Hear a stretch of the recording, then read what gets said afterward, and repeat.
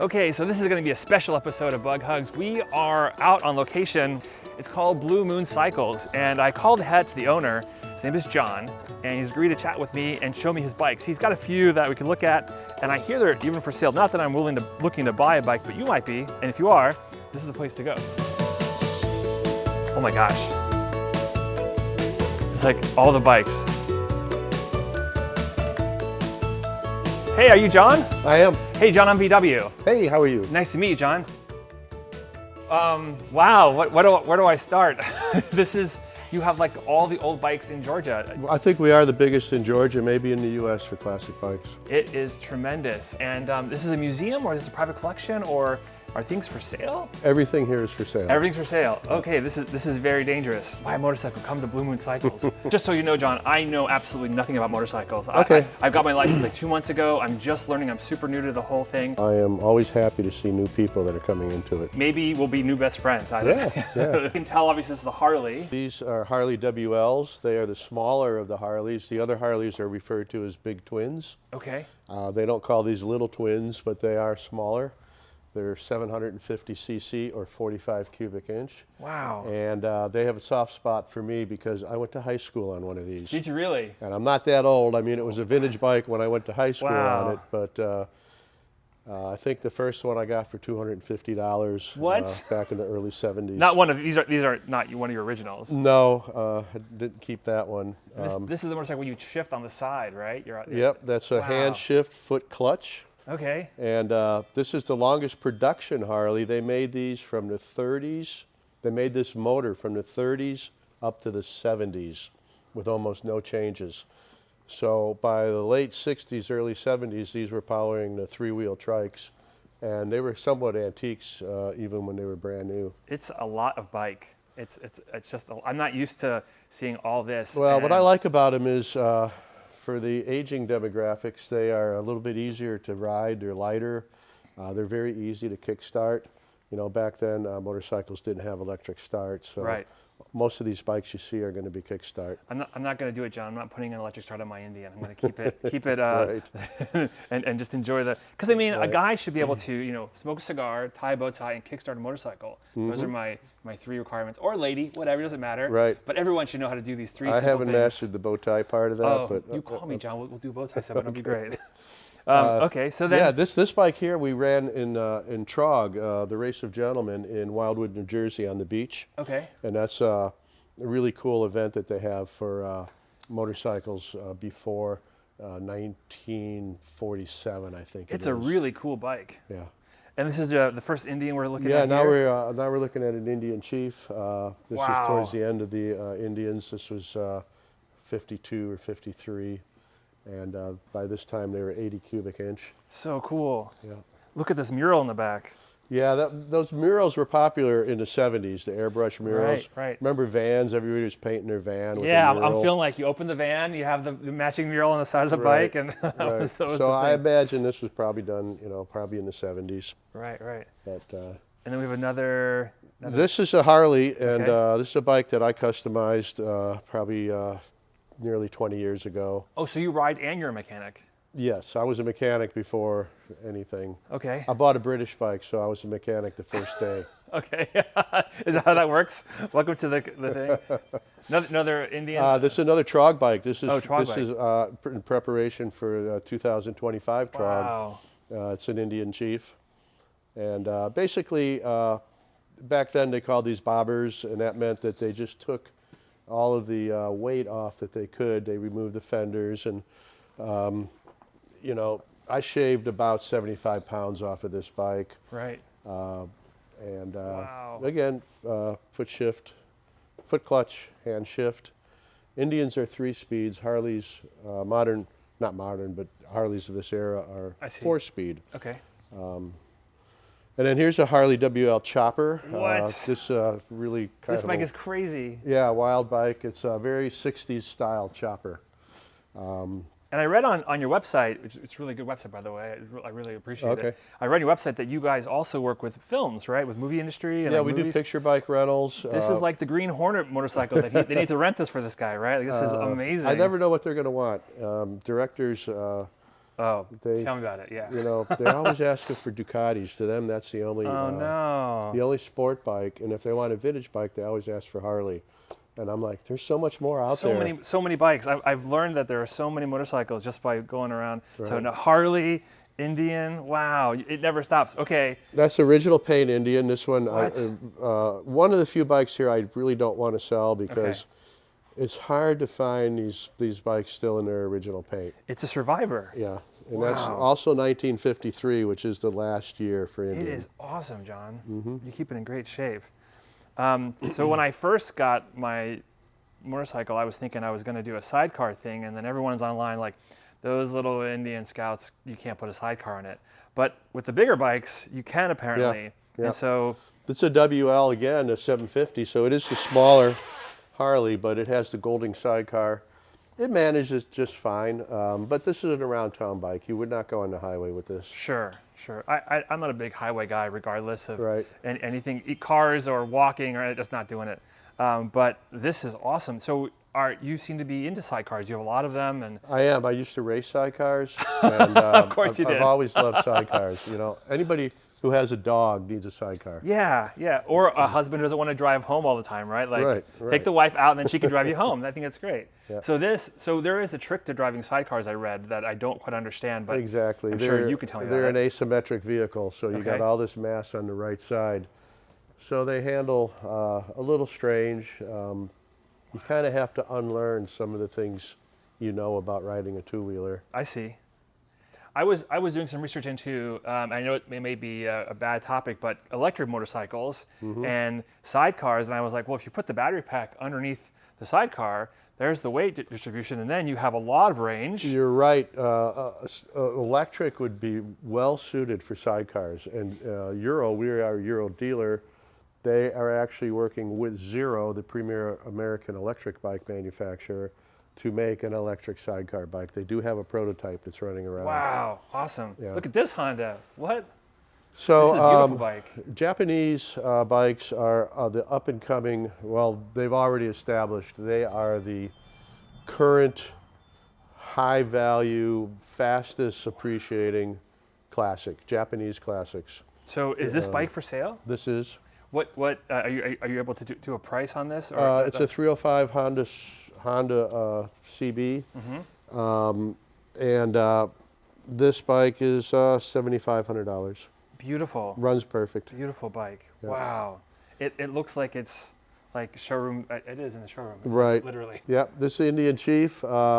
We just sold it. Beautiful restoration done by, It is beautiful, John. It's gorgeous. Like this is mint. and it runs Wow. like a new bike. Wow. And so when you got it, was it anything close to this? It was or- just like this. The gentleman was deceased. I bought it from the son. okay. Was part of a 25 motorcycle estate. We bought the entire estate. And not to quote how much this bike is, but a bike like this, what would it go for? Do you think? Well, I don't mind telling you, we sold Okay. this for $39,000. Okay. So about 40 grand, you can get yourself a beautiful mint. 40 is the top end of the spectrum for 48 Chief, but this Wow. is a high Wow, quality wow. bike. I love that these people buy these bikes, they put their life and soul into it, they make it gorgeous, and then when they pass away, it lives on, right? Right, The bike right. doesn't stop, and he gets a new adventure, a new owner. Right. This is going up northeast somewhere, East Coast. This and guy, lucky new owner. Look at that. more than half the bikes we sell, we never meet the buyer. They're internet sales. That's crazy. Fortunately, we have a kind of reputation that somebody will spend $40,000 without coming to look at it. Yeah. It's a very small world. The motorcycle, vintage bike world, everybody knows everybody. Right. And if you're in there to make the quick buck, you're not going to last. No, Your no, no. reputation is everything. Well, I'm going to be sorry to see you go, but I'm glad you're getting a new home. It's got the name on the back of the mirrors and everything. This is great. Wow. Great job. Not to walk away from the rest of the tour, but this bike here it's like I don't know, it seems to be tricked out for the police or something, right? You can tell this bike has some provenance just by looking at it. It has a story, right? What is the story behind this really, oh, look at these horns on the side. What is this? What is this? And So, you're right. This is a 67 Harley Electra Glide. okay. I've never seen one before. Not that that means And anything. it is a motor-made bike. Okay. And the Motor Maids were the first woman's motorcycle club. I think they were founded in the early 40s or late 30s by Dot Robinson.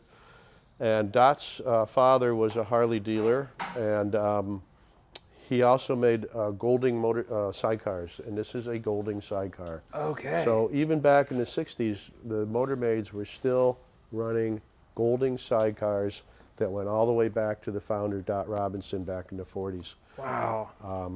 And this is Motor Maid blue and white. That's the Motor Maid colors. Okay. And Harley would paint a bike specifically for the Motor Maids at the factory. So it's factory paint, it's Motor Maid blue and white, and the sidecar, a little bit older than the bike, but she carried it over from her previous motorcycle to her new bike that she purchased in 1967. John, it is all tricked out. It is so cool, and yeah, it feels like. So the Motor Maids did a lot of parades. They did parade laps This is totally a parade bike. at various races, including the Indianapolis 500. Yeah. And this bike has a big air canister underneath, Okay. which drives these air horns.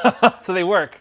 They totally. Not only do they work, this bike had been sitting for like at least 10 years when I bought it, and it still had air pressure in the canister. What? I pushed the air button and the horns blew. What? Oh my gosh! I think everyone should have those on their bike on the freeway to let everybody know. They're trying to rev bomb people. No, put on air horns and people get out of your way. This is great. Yeah, 10,000 original miles. Wow. Never been apart, never really been wrenched on, and it runs perfect. Wow. And you would think that would be like kind of okay, more of the same, but then you turn over here and you've got like dirt bikes. Right. You've got a whole KTM like line of. So John, how did you get? Another estate. We're getting more and more estates, and this gentleman was was a dirt bike fanatic who. Wow. Yeah, he was. He did restorations in his basement, and when I went to get the bike, there was a jet engine in his basement that he built himself. What? That's incredible. So okay. all these are mid '80s KTM's. We got one Mako, and these are big bore 500 cc, two-stroke singles that are monsters. They're a lot of bike. Yeah. Wow. Yeah. Okay. And now we're getting into a little more like vintage looking like movie set pieces. Like I feel like I'd seen the Terminator on this bike or something like that, right? Well, Terminator, no, but we do have the Terminator bike. Okay, that's to come. BMW, you used to work or deal with BMWs, right? We were a BMW authorized dealer. Okay. Yeah, we were. We got our dealership in 1996. Okay. We were full-blown BMW motorcycle dealer, and that lasted until about 6-7 years ago. Okay. Probably 8 by now. As soon as I got rid of the dealership, I took a lot of that money and rolled it into more vintage bikes because that's what I love. Nice. And this would be considered a vintage BMW or This no? is my personal bike. Funny you should pick this one out. Okay. Nothing special about it. It's a 1968 R60/2. It's really cool, John. But I used to ride my dog on it. Corn dog, 16 years. Aww. She lived here at the shop, and she stood up on this leather tank. Oh, nice. I love it. Okay, and speaking of tanks, and in the room, what? That's a Kettenkrad. Luftwaffe? That's German World War II. Wow. Made by NSU, which was a predominant motorcycle manufacturer in Germany. So not a replica or no? No, that's the real thing. Okay. It's the 4th one I've had. Wow. And every time I sell one, I think I made money, and then I have to pay more for the next one. If you ever think about snow days in Georgia, you've got yourself the tracks to get. Yeah. Not a problem. You won't get snow day with fun this. in the snow. This has come in on a couple of picture car rentals. Oh, okay. It was in Red Notice, I think that movie was called, with The Rock. Oh yeah. Filmed here. That was a great movie. The big studio in Atlanta is a mile away. So You need to have your caliber machine guns mounted to the top of your track. Track? Is it track or trike or? Ketten means chain, which is a chain. In Germany, this is not a track, but a chain. Okay. And Crad, I think, is just a motorcycle or vehicle. I'm not German. I don't speak German. But Was ist los? it means chain-driven motorcycle or chain-wheel motorcycle, I guess, something like that. It's awesome. German could tell you. It's really awesome. I won't touch it, but I would love to hear more about this. Okay. So this is a BMW that looks brand new. Like the reason I had please don't touch is because this is not my motorcycle. This is here. Fair enough. We're holding it for a client, customer, friend. And wow. It is a complete custom bike. Look at this reflection. It's made to look like the 1930s built one type prototype of BMW R7. Wow. But it's actually a brand new BMW R9T with hand-formed, custom-made aluminum bodywork. And these were made by an outfit in Miami. Their plan was to make 100 for 100,000 each. They made 10, and either they were too expensive to build, not profitable, or they didn't have enough buyers. I'm not sure, but they did make 10 of them. It looks so fast, right? It's actually lighter than the stock motorcycle. So to build a custom full-bodied bike that does not compromise on the weight I consider that pretty good. Yeah, really good. Yeah. And then you get into even more older vintage stuff. You're kind of got a little bit of everything. Okay, what's this? Yeah, I like bikes that have a story. Yeah. And this bike's got a great story. Okay. This guy, Nopi Koch. Okay. He was a bicycle racer. I think they used to have bicycles in the Olympics, and I think he was an Olympic bicycle racer. Okay. But after he became too old to be competitive, he was a bicycle racing coach. And in Germany, they run these bicycles on the velodrome. And you can see that goes way back to the teens. And here they are, the bicycle racers. And here's a very similar motorcycle to this one. That's awesome. And these are pacer bikes. Okay. And what they do is they ride in front of the bicycle. It's a single speed bicycle. Racing bike, gigantic front sprocket, little bitty rear sprocket. And they set a world record here. I don't know, this was 1922, 125 kilometers an hour. He supposedly raced a train. Okay. And he set a world record there of 127. Wow. And that is for a single speed bicycle. And what the idea of the motorcycle is, the rider would sit way back, so the seats mounted back, real long handlebars, very click control on the throttle. It's like to hold the throttle real steady. Yeah, look at that. And that's crazy. So the driver of the bike would sit here, and then the bicycle would be here behind him. This little roller in case they touched. Now, he didn't tow the bike just was behind him.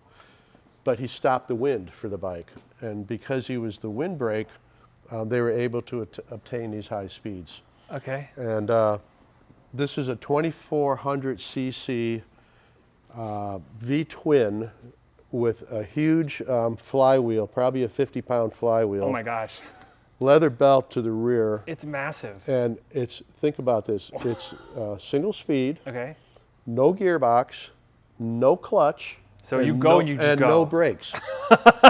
So this guy, once he's rolling, there's like no stopping him. Wow, he's the real Evel Knievel, the real deal. Like there's no. And of course, these little 4-inch long exhaust pipes shot flames out the side. And Oh my gosh. extremely Wait, loud. What? And my theory is maybe it was part of the show as Yeah. much as being an actual. Yeah. But they did set world records, so there had to Right. be some, something to I it. like the way they brought the strap in so tight that it's. Yeah, like somebody over tightened it. This is not going to fall Now, off. here's an interesting. I got his leathers. What? The same leathers that he's wearing in the photo.